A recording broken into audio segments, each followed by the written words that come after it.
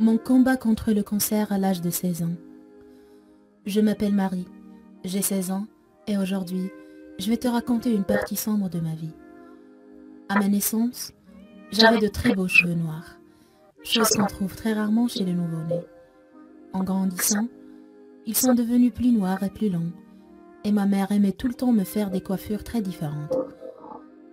Il est vrai que je ne suis pas très belle, mais j'avoue que mes cheveux me rendaient plutôt jolie.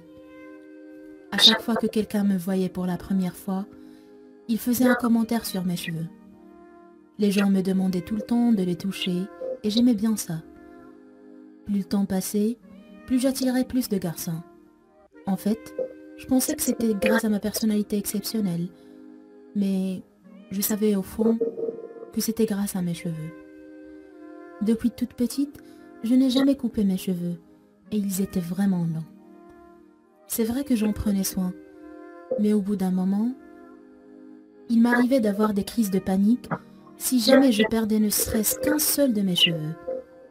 Je faisais même des cauchemars dans lesquels je perdais la totalité de mes cheveux. C'était horrible. Ne pensez tout de même pas que je ne prenais soin que de mes cheveux. Non, ce n'est pas du tout le cas. J'avais beaucoup de passion. J'aimais bien le sport, le dessin et l'écriture. Et c'est justement grâce au sport que j'ai remarqué que quelque chose n'allait pas avec mon métabolisme. Je fatiguais plus vite que n'importe qui d'autre. Je perdais beaucoup de poids alors que je ne manquais aucun repas.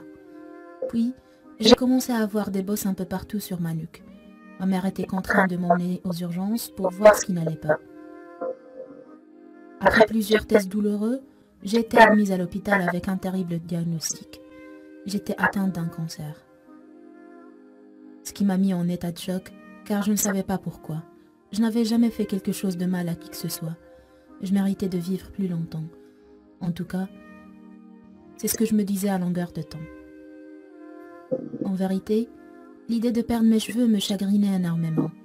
Vous imaginez un peu, j'avais plus de peine pour mes cheveux que j'en avais pour ma vie.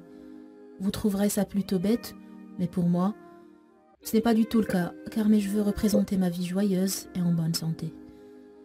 Quand il était temps de passer à la chimiothérapie, je ne pensais ni au processus, ni aux résultats. Je voulais à tout prix trouver une solution pour garder mes cheveux.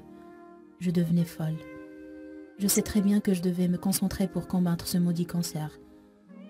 Et quand je m'y attendais le moins, mon médecin m'a proposé d'essayer une nouvelle thérapie pour prévenir la chute des cheveux. Il a dit que c'était la seule et l'unique manière de les sauver, ou ne serait-ce qu'une partie. Bien évidemment, j'ai accepté sans la moindre hésitation. À ce moment-là, je suis devenue très optimiste, et j'ai eu de l'espoir de sauver mes cheveux et de guérir par la même occasion. J'ai également prié pour que tout aille au mieux pour moi. Heureusement, Dieu a bel et bien entendu mes prières. Je suis maintenant en période de récupération et je reprends petit à petit ma vie d'avant. Pour mes cheveux, j'en ai perdu la majeure partie, mais grâce au traitement, il m'en reste encore et ils sont tellement beaux. Après tout ce que j'ai vécu, je me suis calmée et je ne suis plus effrayée de les perdre. Néanmoins, je reste convaincue que me concentrer sur mes cheveux, en les voyant comme un symbole de bonne santé, m'a aidé à combattre la maladie et m'a sauvé la vie.